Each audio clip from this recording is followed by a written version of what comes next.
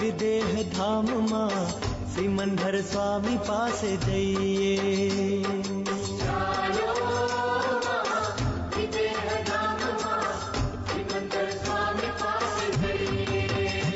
ચાલો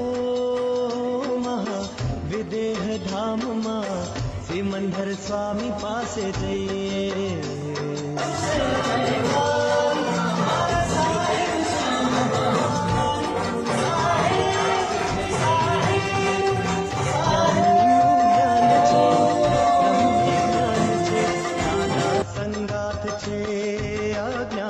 છે દાદાની આજ્ઞામાં રહીએ. સિમંદર સ્વામી પાસે જઈએ. દાદાની આજ્ઞામાં